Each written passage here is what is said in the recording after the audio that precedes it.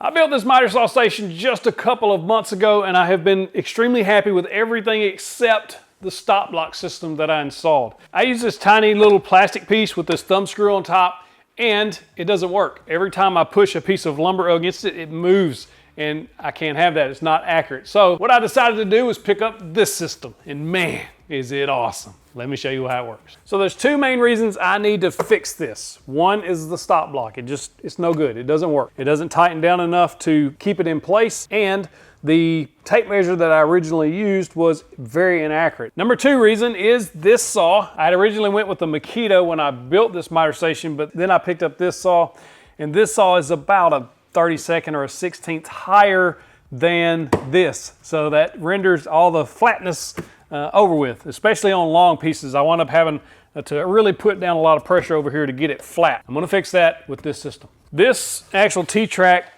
sticks up a tiny bit in a couple of little places, so I need to take that out before I put the new system down, just to remove that little bit of raised area. I've already taken all the screws out. It is glued a little bit in places if you remember how I put it in there. Now the reason I chose this system was, for one, it was the easiest, fastest system you could put up. It was strong and secure. In other words, the stop blocks aren't gonna move on you. They're also micro adjustable, which was key. And this can be set up in multiple different configurations depending on how you want your setup. It can go with two fences or two stop block systems, one on the bottom and one on the back fence. I've never had a back fence before on a miter station, so I'm not sure if I'll go that way. You can have it with just one track on the bottom, flat, flush with the surface, or you can do just one track vertical as a fence all the way down your miter station. So multiple ways to set this up. It's highly versatile. All right, so I've got this set up in a vertical position. I haven't mounted the other stuff on here as far as my other boards on top, but the more I think about it, the less I want a fence like this. I'm pretty much satisfied with having a flat surface. One, it gives me an extra workspace. I can always put stuff there. If this is here, it's gonna disrupt that. It's having this part where I can just set stuff to dry and things like that. Also, if your board is really warped, sometimes you're just breaking down rough stock, these fences may get in the way. I'm gonna opt for a flush mount flat stop block system. That's a mouthful. Also to note, if you're doing a vertical setup, then you can't take this fence off if you have one of these that slide in and out if your miter station is close enough to the saw. It just won't reach it, so you would wind up having to undo everything, kind of slide this back, and then take the fence off, which isn't a huge deal, but it's one of those things that could slow you down. Just so you can see how this works, these brackets come with the system. Basically, these T-nuts slide into the track, and then you tighten this down, and this will screw down into the bench once it's flush under there. So we're gonna put a piece of 1/2-inch board under there, and that'll make it flush mount. So that's how they tie together. So on the flush mount, they're recommending 3/4 of an inch from the back side of the track to the face of your miter saw. So I'm just using this Poloni pocket rule. From there, what I'll do is just measure over from the front of my miter station here and then down there and square everything up. Now there's a couple ways you can mount this. You can route another groove down there that's a 1/2 inch deep by that wide, which is about 2 1/4. But I decided to opt for this 1/2 inch hardboard, press board, and we'll lay it on top and kind of sandwich this in between, and we'll glue this down. Now, they actually recommend that you use some T-bolts or some 7/16 inch bolts, something like that, to drill into the bottom of your workbench, slide this onto those bolts, tighten it down from underneath. But since I have drawers under there, I can't do that because those bolts would be sticking down and be in the way. So this should just lay on top. That's what we're after. This will fit flush to the back of my miter station, and then it'll fit flush up against this, which is just shy of a 1/2 inch, making it perfect to set flush just barely under the surface of the new top. That's how we're gonna make it fit in there. I'm already liking how it looks. Now I'm using 1/2 inch MDF or fiber board, I think it is, but you could also use plywood. And the good thing about this is you don't have to worry about routing any grooves. So if you don't have a router, you're not comfortable routing a groove like that, this method here works really good. So we'll attach this to the top, probably use some type of just glue it down, and then we'll attach this with once the other pieces fit. Once I had the board where I wanted it, I just used some weight plates to hold pressure down while the glue dried, put my track in place, measure to the edge till it was perfectly straight, put the other board up there and mark from underneath, and then cut that angle on the miter saw. I'm going to install that the exact same way. I'm using weight plates again just to hold it in place till the glue dries. I left these on overnight. Now that we have both those pieces, I need to cut this piece of track to fit my miter saw. I've just flushed it up here on the front. Got a magic marker, and I'll just mark it where I'm going to cut it. I'm just going to cut this piece of aluminum here like you see. It's not something I like doing. I just feel like it's really hard on the blade, but it cuts really easy with most miter saw blades. So just to set this in the groove, just to double check the fit, make sure there's no shavings or anything like that on there where we just cut it. We'll make sure it's flush on this end, flush on the other end. If you're happy with that, then it's time to glue it in. As I said earlier, there's a T-slot there that they would actually prefer you or recommend that you mount them with a T-bolt, and then you could take it out if you needed to later. So I'm gonna use this CA glue. This is Miter Appel. A friend of mine sent me this to try out, and it's been really good. Shouldn't take much, more than I've got on there anyway. This is activator to make that glue set really fast.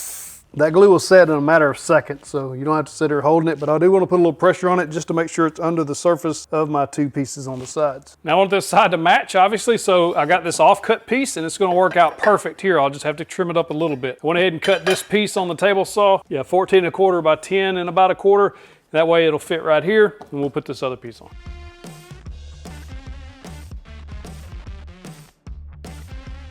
We're going to glue these down the exact same way. I'm doing the exact same thing, just measuring from underneath or marking from underneath and then gluing them in place with some weight plates to hold them down. And then cutting this T-track again with the miter saw, it hurts my feelings. I used a lot of CA glue just because I wasn't bolting it down and I wanted to ensure that it was going to stay. I put it in backwards.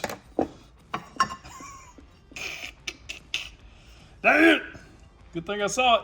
That was almost a major uh-oh. I put this in backwards. In other words, the stop blocks would have been on the opposite side of the fence, rendering them useless. I caught it just in time right before that glue set. I did have to go sand this off the bottom, and as you can see, it was stuck. I had to took quite a bit. So now I clean this glue up probably with a chisel, and then I will stick this back in there the right way. All right, now that I got it stuck in there the right way this time, it's looking really good. Now I'm going to cut a small piece or a narrow piece to go on my extension wing.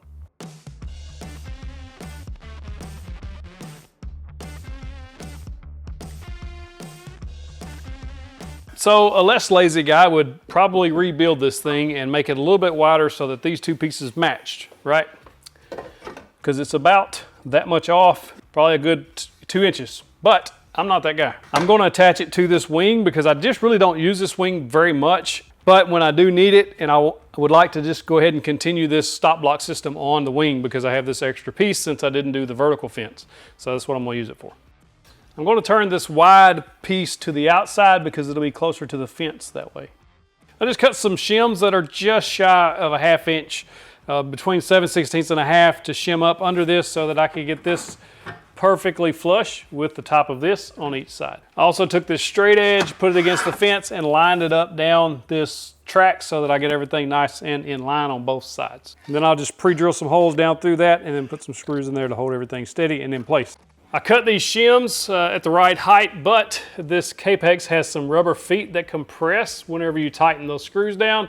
So what I did was just put in some washers right there as shims on each side. And that way, when it does compress, we still get that perfectly flat profile all the way across like we're looking for. Now it comes with 12 feet of tape if you need that much. Uh-oh, I shouldn't have done that. I want to make sure that this rule touches one of those teeth. That way we get an accurate measurement, preferably 2 teeth. Now all I have to do is line up the numbers starting at 14 and going that way. Before I continue, I want to double check and make sure that is exactly on. So this metal tape is very hard and these little snips that I have aren't working, so box knife it is, and hopefully it cuts okay. Trying not to get my fingers down in there. Now we got it installed, let me show you how it works. It's got some really neat features and why I chose it. And I'll also share a couple of things that I don't really care for, but you kind of have to take the good with the bad. I actually have 4 of these to use for different stop block settings. I've got 2 on the left side of the saw, 1 on the right side, and 1 on the wing. Now what I like about this, the main reason I chose this is because I can lay those flat and then the stock isn't affected by those. And then when I need them, I can pop them up and put them wherever I want. So if I'm making an end table with two different sides, in other words, one's 18, one's at 22, I can set these up easily and then be able to cut those repeatedly. One thing I wish that they would do different is I wish they would just give me a regular imperial scale instead of mixing millimeters and imperial, which I understand why they do that, but for us Americans, we prefer just to have that solid line all the way across. So to set up an 18-inch, I just used my little DFM small square. This thing's awesome. Just put that right there and get it close, and then also tighten down that set screw. Once that's tight, then this little dial allows you to micro adjust.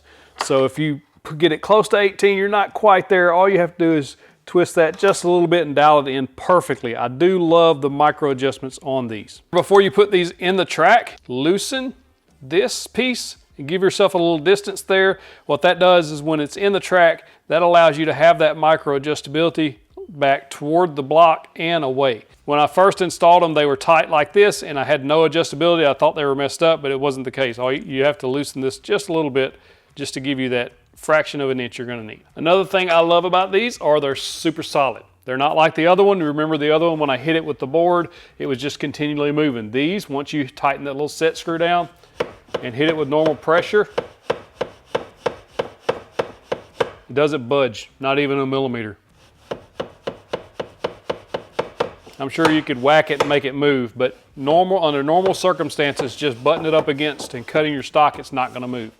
Again, you can flip them down when you need to cut longer stock. That's why I chose this system. Another thing I appreciate about Woodpeckers is they're always accurate. This scale here is identical to the markings on this all the way across, so I know that this is extremely accurate. So long as you get it set correctly from the blade, you can depend on this. Another thing to consider if you go with the vertical setup is you can have these two stop blocks like a fraction of an inch apart, a 16th or a 32nd, and then if you needed to make those type close cuts at the same measurement every single time, you would have those stacked like that. That's another one of the benefits of having the vertical fence. Now, what I don't like about this system are a couple of things. I don't like that I have to have this screwdriver or Allen key screwdriver to make adjustments, move the stop block to and from.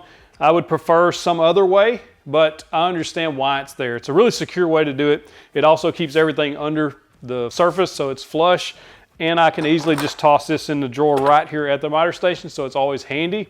Not really worried about losing it. It would be more convenient if there was another way. So if you do end up going with the vertical setup, these come with it so that you can mount them to the track below using hardware that's included also. One of them though, you can flip upside down and use that to hold your screwdriver. Another thing a lot of people probably won't like is that these pieces are plastic. There's metal hardware in there, but this is plastic. I don't see any problem with it. It feels like a really good solid plastic. Everything works properly. Another negative to some people is going to be the price. It's a Woodpeckers product, and if you know Woodpeckers, you know stuff isn't cheap. So with my kit that I bought was $199, and the reason I went with this one is because I wanted both of those tracks. I'd originally wanted that vertical fence, but once I got it here, I was like, man, I just would rather have it all the way out to the end. You can pick up just one track with the mounting hardware with the two stops for $129 if you just wanted to do, say, a flush mount. Or what I didn't talk about earlier, you can use the mounting kit to just do a vertical fence and not have the one that's flush with the surface. Standard T-track bolts won't fit in there. However, a standard one of these T-bolts will. So you essentially add some clamping capability to your workstation. With this setup, I've got almost 7 feet of stop block capability if I needed to make repeated cuts up to that length. I normally don't, but there's the option. About 6'8.5" is what you actually get if the stop block's all the way on the end. This is just a super cool system. Is it worth it? I think so. Personally, for my use, I wanted a solid system that I could depend on, and I think I've got that. And I wanted it to be accurate, that scale, because previously that tape measure I took off wasn't accurate. It was terrible. It was way out. I trust Woodpeckers tools. I think they're well made and backed by a lifetime warranty, so can't go wrong. If you'd like to see how I made this miter saw station, click that box right there and watch that video. Click in the box, get you the virtual fist bump. Also, another one of my favorite videos right there.